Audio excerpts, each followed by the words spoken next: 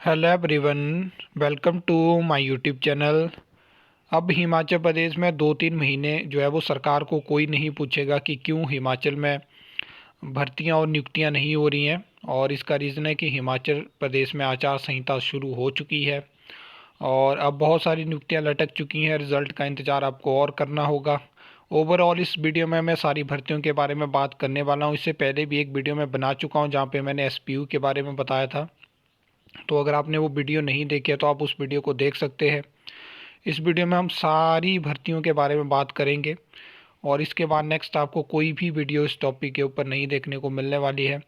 सबसे पहले अगर हम बात करें पीजीटी यानी जो स्कूल लेक्चर की वैकेंसी एचपीपीएससी शिमला ने निकाली थी, तो वो भर्ती वैसे ही चलती रहेगी। उसके टेंटेटिव शेड्यूल आ चुका है, फाइनल शेड्यूल का सबको वेट है। उसकी अपडेट मैंने एक वीडियो में दे दी है। तो वो भर्ती के एग्ज़ाम वैसे ही होते रहेंगे, उस पर कोई भी आचार संहिता का ऐसा नहीं है कि आपके एग्ज़ाम रुकेंगे। इसके बाद अगर हम बात करें टीजीटी, जो बैच वाइज भर्ती रिज़ल्ट आपको देखने को मिला, तो उसमें ऐसा है कि सरकार कह रही है कि आचार संहिता के दौरान ही हम जो है वो चुनाव आयोग से परमिशन लेके ज्वाइनिंग करवा देंगे। अभी जो है वो 20 मार्च तक जो था वो डेटा मांगा गया था। जो ट्राइबल एरिया में स्कूल हैं वहाँ पे बहुत सारी वैकेंसी वेकेंट है। तो ये जो बैच वाइज भर्ती में सिलेक्टेड कैंडिडेट है, इनको फ़िलहाल के लिए 2-3 साल के लिए जो है वो ट्राइबल एरियाज़ में भेजा जाएगा ताकि वहाँ पे जो बच्चे हैं उनको पढ़ाया जा सके। वहाँ पे बहुत ज़्यादा कमी है टीचर्स की। इसके बाद अगर हम बात करें जो जेबीटी और शास्त्री का बैच वाइज रिज़ल्ट है, तो उसमें अभी जो कोर्ट है वहाँ से परमिशन मिलेगी। उसके बाद जो है वो चुनाव आयोग की परमिशन के बाद ही आचार संहिता में रिज़ल्ट देखने को मिल सकता है। और बाकी अब कब तक ये रिज़ल्ट आता है, मुझे नहीं लगता कि ये आपको जो है वो आचार संहिता के दौरान देखने को मिलेगा, क्योंकि नॉर्मल डेज़ में कोशिश ही नहीं करी गई। जो अखबारों में बस ये बोला गया हम परमिशन लेंगे, जबकि परमिशन के लिए जब कैंडिडेट वहाँ पे पहुँचे तो उन्होंने देखा कि कुछ भी आगे नहीं किया गया है। परमिशन कहाँ से मिलेगी।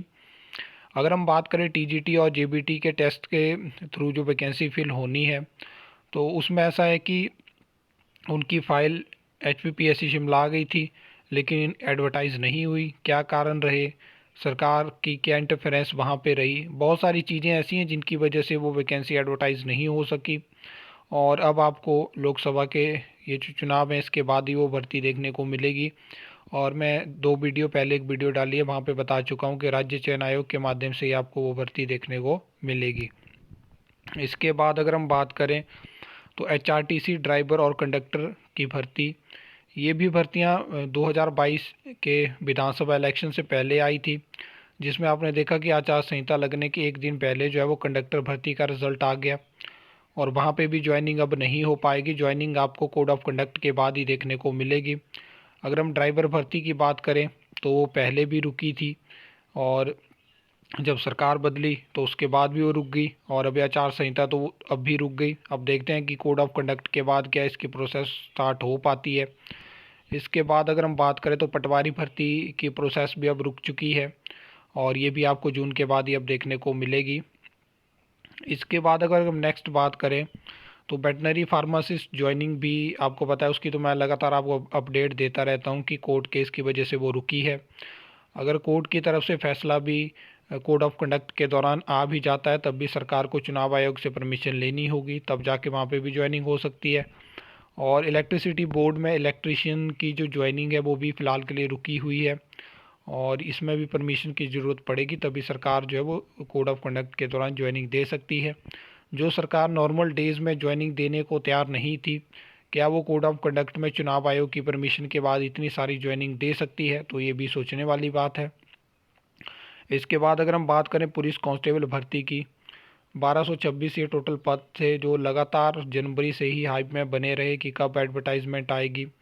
आचार संहिता के जिस वीक में, उससे पहले के वीक में भी लगातार हाइप बनी रही कि पीएससी शिमला अब नहीं एडवर्टाइजमेंट निकाल देगा। उनके पास फाइल पहुंच गई थी, फिर एकदम से रूल्स में दोबारा से चेंजेस लाने की बात आती है कैबिनेट में, और वहाँ से फिर उन रूल्स के लिए आपको पता है 15 दिन का और एक्स्ट्रा टाइम लगता है। अभी तक जो है वो उनमें जो संशोधन होना है उसकी ऑफिशियल नोटिफिकेशन ही जारी नहीं हुई है। तो अब ये भर्ती भी आपको जून के बाद ही देखने को मिलेगी। और अब इसका वेट करके अभी कोई फ़ायदा नहीं है। और इस तरह की ये भर्तियाँ होती हैं, ये सरकार की और जो डिपार्टमेंट होते हैं इनकी जो ये लेट करते हैं सारे सिस्टम को, फाइल्स को, उनको टाइमली प्रोसेस नहीं करते, बहुत सारी चीज़ें चेंजेस होते हैं उनको टाइमली नहीं करते हैं, तभी जाके भर्तियाँ लटकती हैं। ऐसा नहीं है कि सारा जो कसूर होता है वो सरकार का होता है। मैं लगातार आपको बताता रहता हूँ कि जो सरकारी दफ्तरों में अधिकारी कर्मचारी हैं वो भी इस तरह से चीज़ों को डील करते हैं जैसे कि उनको ज़बरदस्ती किसी ने बोला गया हो कि आप इस काम को करिए। इस पे भी मैं सोच रहा हूँ कि एक वीडियो ज़रूर आएगी, अलग अलग डिपार्टमेंट का एक्सपीरियंस मैं आपको बताऊँगा। पहले भी मैंने सोचा था, जिसमें मैंने एक बार कम्युनिटी पोस्ट में बताया था कि आपको मैं हर एक डिपार्टमेंट का एक्सपीरियंस बताता रहूँगा, जहाँ जहाँ पे मुझे लगता है कि ऐसे ऐसे मतलब चीज़ें होनी चाहिए, ऐसी चीज़ें होती हैं जो नहीं होनी चाहिए। तो देखते हैं कि फ्यूचर में आपको इस तरह की सीरीज़ एक ज़रूर देखने को मिलेगी, क्योंकि कुछ नया होना चाहिए। तो ये सब चीज़ें हैं। बाकी अब मैंने आपको ओवरऑल पूरा बता दिया। इसके बाद अगर कोई भर्ती बची होगी जिसके बारे में अपडेट चाहिए होगी तो ज़रूर आपको मैं उस भर्ती की अपडेट दूंगा।